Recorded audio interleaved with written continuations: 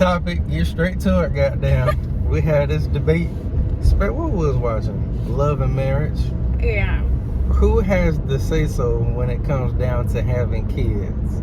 If the woman wants to have more kids, should she be able to pretty much force her husband to have another child? No one's forcing. Or the man saying, no, I don't want no more kids, and that just be it? Like, no, we agreed upon the two, and that's just it. So, this is what I'll say. And we can only speak from our own experience, realistically. I'm just saying, like, in general. Oh, well, yeah. I mean, realistically, I think it depends on the two parties involved, right? When you're in a relationship or you're in a marriage, you guys need to be on the same page in regards to how many children you want to have, right? So I'll speak for us, or, you know, we'll say this. We agreed upon them two. Okay. We got them two boys.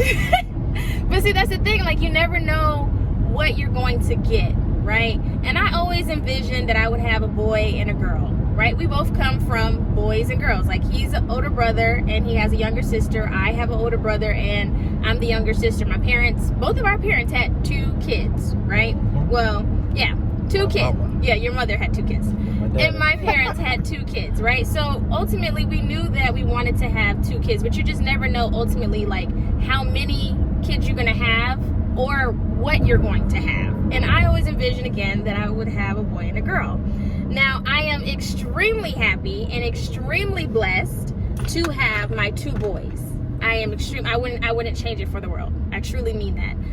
However, I feel like every mom can relate, and I've had this conversation with my other mom friends in regards to, like, when you become a mom, like, you can do it again. You can do it again and again, almost in a sense. Like, you going through pregnancy, I was blessed to have 2 healthy pregnancies. I did go through some things, but nothing to the extent where it was like, oh my God, I would never want to be pregnant again. However, I know that being pregnant, it has a lot. And it's a process in itself, and it's not just a process that the woman goes through on her own. And that's how it come off, as if, like, y'all got the ultimate say so just because you're carrying and birthing the child. Like, you're not doing it by yourself. Like, I gotta go through all this stuff with you. I'm not carrying the baby, and I don't know what that feels like. And even with you, you've experienced a C-section and a natural birth. I don't know what that feels like. But I'm there for it. Right, but I think you're speaking from the perspective. I think you're speaking from the perspective of being a married man, because there are some men out there, realistically, who don't necessarily have this perspective because they're not there full time, so they don't even understand what that, like, what the whole pregnancy really, like, what it all has. Or to be like real deal, like a full-time parent or full-time dad. Yes, you're a full-time dad. Full-time dad. Really having children. You're very present. You're very, like, cooking, cleaning. Exactly. You're doing everything. We don't have roles in our relationship, in our marriage, shall I say. You know, he does what I can do and I do what he can do, realistically. Now, I know there's some people out there that are going to be like, well, a man can do this and a woman can't do this or whatever like that. That's your opinion. I feel like, you know, there are some things that obviously he's more capable of doing because of his strength, right? But when it comes to... I don't think there should be gender roles, though. It's not the 1950s where, you know, the man pretty much don't do nothing and the woman just take care of everything. Like, you know, we both in the house, so we both capable adults. So, right. You know, if you see a need, fill a need. That's literally what it is. So if you see that something obviously needs to be taken out, take it out. I'm not gonna wait for my husband to take out the trash. I'm gonna take it out. You know, or if he sees. Yeah, I barely have to take out the trash. Right now, I would say. But when I was home, I would just do it with no hesitation, because I know that I'm the one mainly contributing to the trash can, realistically, because I'm home full time taking care of the kids. So realistically, if I see it piling up, I'm gonna go ahead and take it out. I'm not gonna wait till you. Okay, we're gonna get back to topic. Anywho, okay, so man, I think it has to be an agreement. I don't feel like you can say what my experience is with the pregnancy. Like, I feel like the last case, I feel like it's anxiety for me or for a man, because, like, it's a lot that can happen with childbirth. There can be miscarriages, there can be complications with the pregnancy in general. The woman can be bedridden. It could come down to having to choose between your baby and your wife, or whatever y'all calling each other. Like, that's the reality for a man. Like, you putting your life in jeopardy every time you have a baby. And as much as I agree with those statements, I also understand the perspective realistically. Like, yes, you feel that way, right? But ultimately, I know what my body can handle, and realistically, like, you don't know that when you're going into labor, what can happen. Like, no, I know the unpredictability, right? There's raising kids by themselves, and that's a reality, especially amongst like the black community or women of color, like dying in the hospital and shit like that. Yeah, I think for us it came down to realistically more so what you have stated to me. We're not just having kids, right? We're raising our children, right? We're raising two young men, and we're raising them to be good citizens that can be productive citizens in this society. And that takes time. That takes a lot of effort. That takes a lot of presence. Like, you have to be fully present in order for you to actually raise human beings, decent human beings. You know what I'm saying? Like, I'm grateful, and we're both grateful that we are together and we are married and we are committed to the fact that we are going to do this together, and we're going to raise our sons together, because they truly need their mother and their father in their life. Yes. Point blank, period. But I say that to say that realistically, we want to be able to raise our sons together, but also raise our sons to be responsible, to be decent human beings. And it's just a lot that goes into raising children. So I'm not, what? I'm sorry, not to interrupt, but not just on the children's aspect, right? It's like, being a parent, I feel like your life has to revolve around the children. Like, it does. Your work schedule may have to be changed or be able to fit around the kids. Yeah. Going to school. Luckily, you're in a position to where, the first 4 years you didn't have to work outward. Now we switch roles. Yeah. But not everyone looks at it like that. Not everyone looks at it like that. Not everyone looks at it as like, once I have a child, I'm going to rearrange my whole life. I'm going to figure out. You don't really know that until you get in it, though. That you need to do these things in order. It's like, you can have an idea depending on how you were raised. Available to pick up your child. Get out at 3. You can't get off work at 5 o'clock. That child has to be picked up unless you're putting them in aftercare, and that got to be paid for. Yeah, but I feel like you can have an idea depending on how you were raised in regards to how your parents may have raised you. Because I had an idea in regards to, like, my parents definitely did everything revolving around me and my brother. Like, but you can also have it to where it's like the experience that you had as a child, that's not what you want as an adult, and not what you want for your children. So that's why I'm saying, like, me being an adult only wanting 2 kids, like, it's a lot having kids, time. And like, I feel like now that we have a 4-year-old about to be 5 and a 1-year-old, it's like we only getting older as well, and it's things that I would like to do to be fulfilled as well. Granted, I've started my first business. This is one thing that I want to do, but there's multiple things that I want to do. Like, you're walking in your path right being now. a nurse in OR, and of course you'll, there's other things that I want to obviously explore in my lifetime realistically. So I feel like we both have come to the agreement, or just the consensus that, like, of course we live one life, right?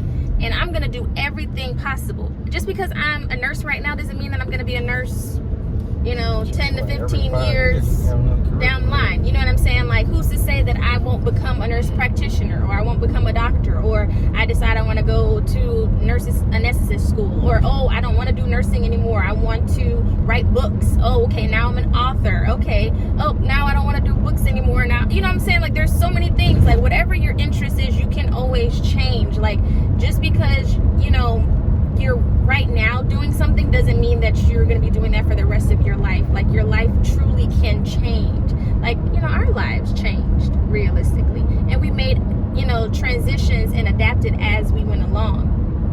But realistically, a lot of adapters, and it's time to get to this money. Time to get to the money. Trying to get some M's to leave for these kids.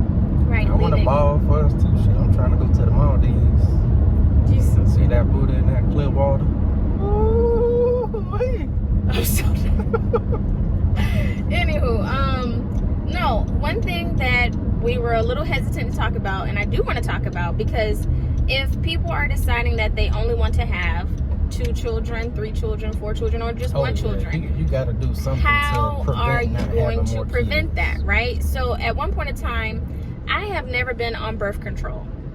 The first time ever being on birth control was after we had Cairo. We knew that we did not want a child immediately after Cairo.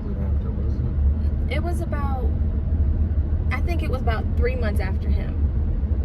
About 3 months roughly. Because I knew at my 6-week checkup, I knew that I didn't want anything. Because she was asking me, are you sure you don't want to do anything? I was like, I don't know, because I was very hesitant about birth control. I don't believe in putting hormones in my body.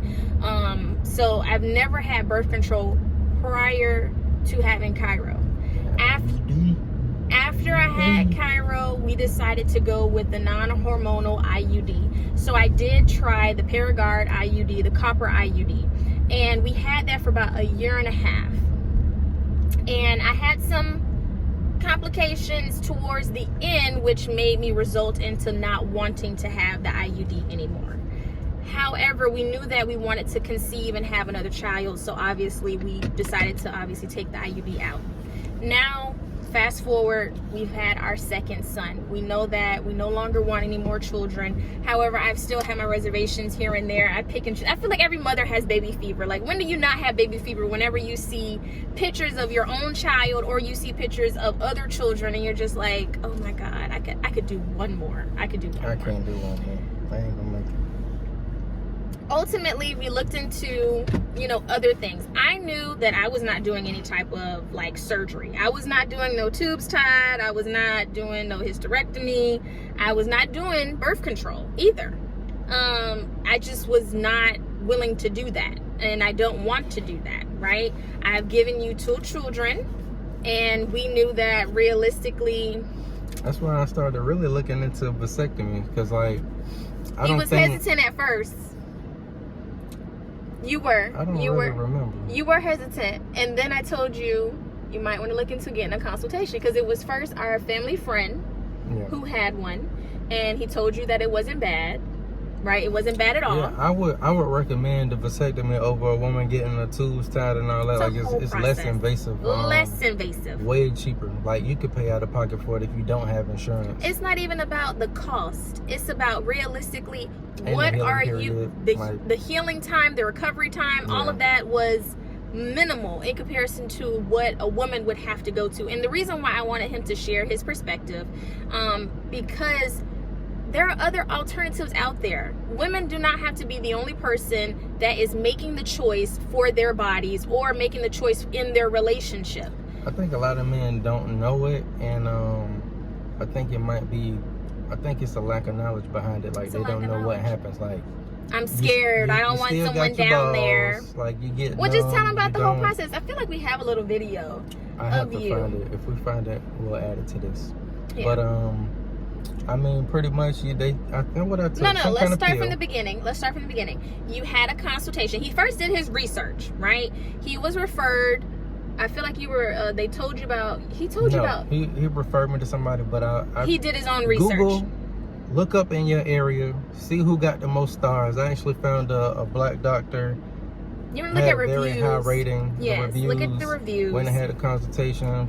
Consultation. How did you feel in your consultation? Did they ask you any questions? Cool. Or you went in with questions? How was it?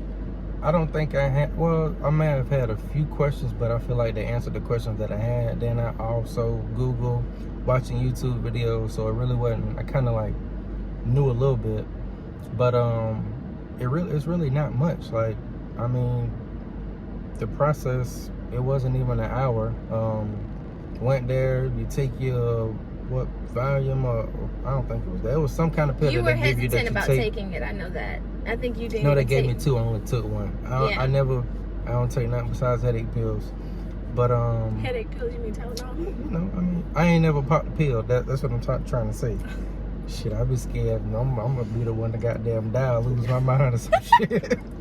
But now do that. Get there. You're feeling good. You're not gonna feel that. You'll feel a little pinch in your sack when they do the little numbing thing. Pretty much, they make like a little incision. I don't even remember what it was. They make a little incision. They snip. I seen some little smoke. I'm like, oh, what the fuck? They burn. So it's like, I don't think mine is reversible. I don't know, but I wouldn't reverse it even if it was reversible. But like an hour, way less invasive, way cheaper. Even if you had, you know, no insurance, you could pay for it out of pocket. I feel like just on the man's standpoint, that's like the least you could do. If your wife or a woman, you know, has carried the kids and all that, like, you know, I think that's something that men should look into. Like, you still got your balls, you're still producing sperm, like, you still get hard, we still having sex, ain't nothing, erectile dysfunction, nothing's wrong, everything's just like fine. Like it literally, okay? It really doesn't affect anything. Well, I feel like after what, 2 weeks you were just fine? Not even 2 weeks. I think it was like it's like soreness. You gotta wear a jock strap. They tell you to wear like either tight drawers after it, so your ball's just not hanging and dangling. I bought the little sports jock straps, but yeah, I would recommend any man who does not want to have any more children to get a vasectomy. If your wife is against going to get, you know, whatever else, if they don't do it right after the baby come out type shit, like she got to go set a whole nother appointment to go do that. Well, it's not even that. It's about the man being able to vocalize, hey, if you don't feel comfortable doing that, I know that I'm done. I know that me and you are done. I'm willing to make this choice for us both to ensure that we both no longer can conceive. So that way we know that we're just going to continue to raise our 2 kids or however many kids you got. Like, you got the thing too, though. I think what maybe leaving reservations for some folks, like with women, if she got her tubes tied, of course she wouldn't be able to have more children, right? And the man is still able you can to be still able to have IVF. kids. If she has her uterus intact, just because your tubes are not there does not mean that you cannot have, you cannot conceive a child. You can still conceive. Stuff, but what I was saying is, vasectomy technically can be reversible depending on how the procedure was done. Do that shit. I'm just saying it on the aspect of like somebody might feel like, okay, I'm the man, I went and got a vasectomy. Let's say people might have in their mind, oh, well, what if we're not together no more? I can't have no more kids. Because you brought that up. Yeah, I did. Like, I definitely did ask him those questions. Because one of us got to die first to not be together. We did. So, and those are the conversations that you have to have. So I'm glad you brought that up. Even if some shit happened, Lord willing, it does not.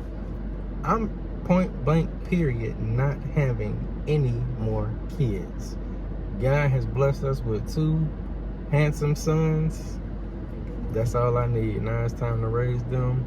Make them, you know, make sure they have a good little life, and we, as well as the parents and adults, have a good one as well. I feel like we get so consumed with the day-to-day taking care of the kids that we kind of lose ourselves, lose the stuff that we want to do, lose the things that we love, or just dating each other, having fun, having that time for each other. Like, and that's one less worry. It really is one less worry of like, oh my God, am I ovulating? Holy shit, we can't have sex right now, because realistically, who's using protection if you're in a marriage, right? And oh my God, okay, if we don't want to have any more kids and we know that we ultimately just had sex, there's a possibility of having another child, because realistically, I'm not on birth control, he's not pulling out, or, you know, he is pulling out, or it's not being fast enough, whatever the case may be. It's so many, you know, like, it's unpredictable, realistically. Who wants it? It's just, I just feel like it was a great choice. And I do want to just piggyback off what you said.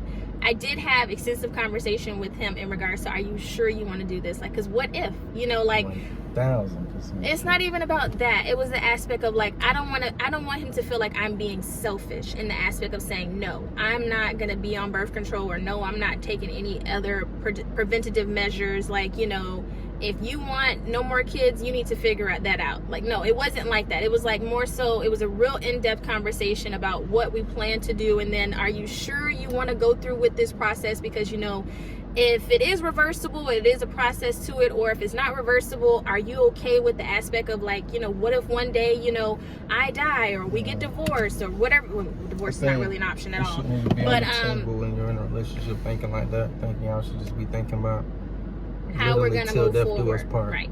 But I think it's just really less invasive, and it's more issue on the woman's side to get the IUD or the. He wasn't even put under. When you go, the arm shit.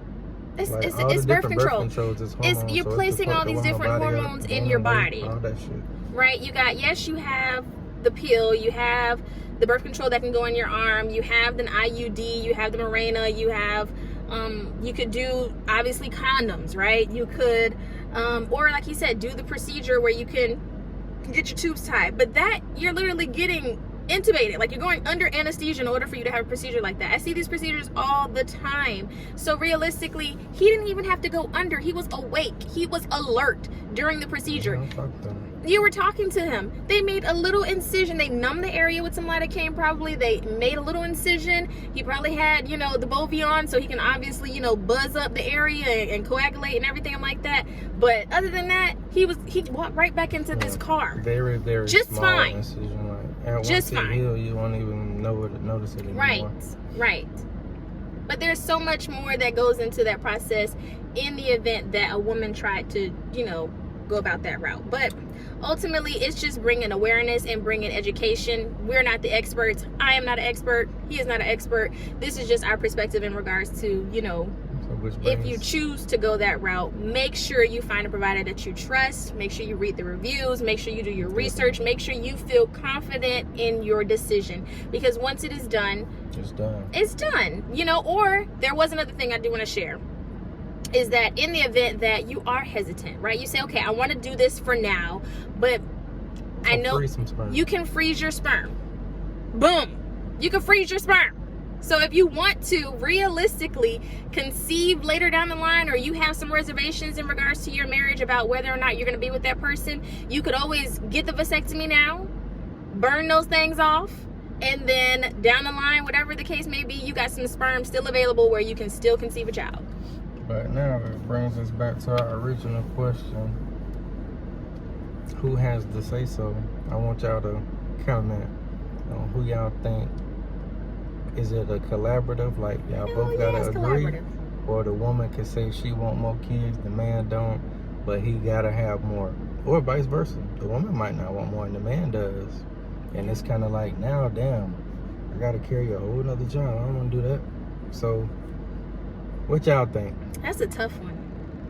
Let us know in the comments. I think everyone needs to focus on raising these children, responsible children. The finances that comes behind raising a child. You need time and effort. So yes, having multiple children, you can still devote. So I'm not trying to say that people who have multiple children cannot devote time and attention, effort, money, all that kind of stuff to their children. I'm not saying that at all, because I know people who do it and who are doing it just fine.